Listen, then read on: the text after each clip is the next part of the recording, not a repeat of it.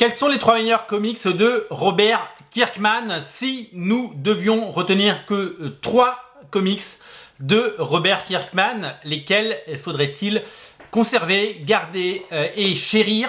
Eh bien, c'est le but de ce nouveau programme estival qui va vous accompagner tout au long du mois d'août, et nous allons commencer donc avec Robert Kirkman, demain un nouvel auteur, et ainsi de suite. Nous allons tous les jours regarder les 3 meilleurs comics des auteurs de comics, évidemment. Alors, s'il fallait garder que 3 comics de monsieur Robert Kirkman, eh bien on va évidemment commencer par Walking Dead. Walking Dead, son phénomène, évidemment, ce petit comics sorti il y a 20 ans, dans un anonymat absolu, moins de 2000 exemplaires pour le premier tirage aux États-Unis. Et puis, les lecteurs en ont redemandé. Il faut dire qu'il fallait y aller à l'époque, sortir un comics de zombies, un genre qui n'était pas du tout en odeur de sainteté dans le monde des comics. Sortir un comics en noir et blanc par Robert Kirkman, que personne ne connaissait, et Tony Moore, un dessinateur qui n'avait pas encore fait ses preuves. Évidemment, il a très vite été aidé et épaulé par Charlie Adler, qui prendra évidemment la suite de la série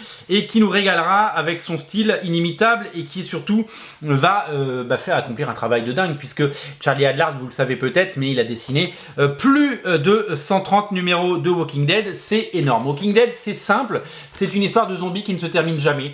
Bon, sauf qu'elle est terminée maintenant. Mais c'était le point de départ de cette série. Également sorti en catimini en France chez Semic, bid total à l'époque, et Thierry Mornay s'est battu pour la ramener chez Delcourt. Delcourt n'en voulait pas, non, ça n'a pas marché, on va pas ressortir ce titre, et ça a fini par ressortir, et ils ont fini par en vendre 5 millions d'exemplaires. 5 millions d'exemplaires, je ne sais pas si vous vous rendez compte, sur l'ensemble de tous les tomes. Édition classique comme ça, avec 6 numéros par tome, édition également en intégrale, en relié, avec des très beaux volumes, grand format, qui devraient vous séduire. Alors Walking Dead, c'est devenu un phénomène, jeux vidéo, évidemment des jouets dans tous les sens, séries télé, bien entendu plusieurs séries télé, un univers partagé avec, oui, pas moins de 3 séries télé et d'autres projets en cours, des comics en veux-tu, en voilà, à droite, à gauche, avec des centaines d'épisodes et évidemment un succès phénoménal. La particularité d'un auteur comme Robert Kirkman, c'est que d'abord il a un talent pour l'écriture, ça c'est évident, et c'est surtout qu'il a un talent pour magnifier des concepts existants. Dans toute sa carrière et dans tous les comics qu'il a pu faire, que ce soit Oblivion Song, Outcast, Super Dinosaur, Wolfman, tous les comics sur lesquels il a travaillé, eh bien cet auteur a pris un genre connu et il en a fait sien. Il a fait comme Mark Millar. Mark Millar a fait pareil, il a fait son succès de ça. Il n'a rien inventé, il a juste tourné autour et il a apporté son talent, sa patte et son écriture pour justement nous proposer le meilleur. Les zombies, ça existait avant Robert Kirkman. Il y a des films de zombies, il y en a eu plein. Des comics de zombies, il y a eu des tentatives, ça n'a jamais vraiment pris. Walking Dead, ça a marché parce que il y a eu le talent en plus. Il a pris une histoire de zombies, il a dit ok, les personnages principaux ce sera pas les zombies, ce sera les humains, le danger c'est pas les zombies, ce sont les humains, et il en a fait un comics avec tous les ingrédients qu'il faut, des cliffhangers, des personnages forts et surtout des morts chocs. C'est-à-dire que aussi bien dans la série télé que dans le comics, eh bien un personnage auquel vous vous êtes attaché, des choses qu'on a pu voir par ailleurs dans Game of Thrones ou ailleurs, eh bien il peut mourir dès la page d'après, et c'est ça la folie de cette série.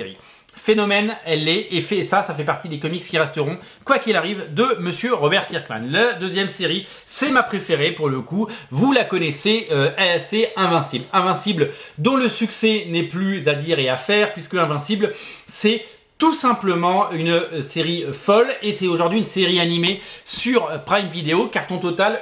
La première saison a été un succès dans le monde entier, et il y a 2 autres saisons qui ont été commandées. Delcourt a eu du nez de ressortir cette série qui, pareil, est sortie il y a 20 ans dans un anonymat total. Alors moi j'ai eu le premier épisode à un moment, je ne sais pas ce qui m'a pris à un moment, je l'ai revendu dans un lot de comics, et la personne qui l'a récupéré aujourd'hui, il doit me dire merci, parce que j'ai dû le vendre entre 10 et 30 centimes, et aujourd'hui c'est un comics qui s'échange à plusieurs centaines de dollars sur les marketplaces. Tant pis pour moi.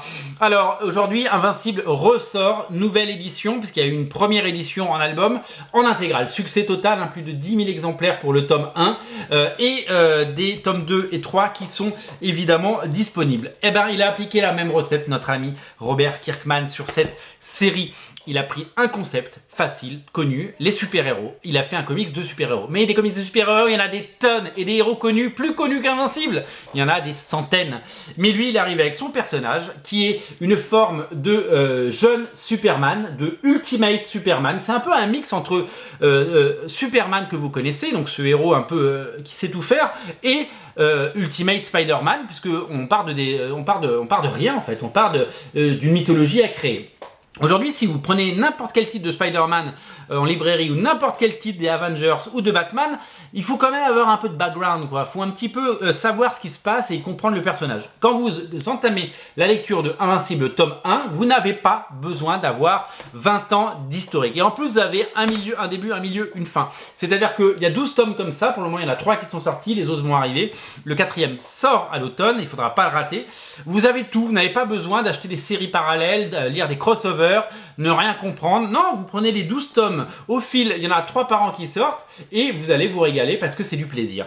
Il a réinventé le super-héros, la genèse des super-héros et il l'a magnifié, il en a fait sien. Et c'est une série qui pendant très longtemps a été boudée par le public parce que personne n'en voulait et qui aujourd'hui a trouvé son public et tant mieux et je suis ravi de le voir. C'est dingue. D'habitude une intégrale c'est quoi? C'est 2000, 3000 exemplaires max.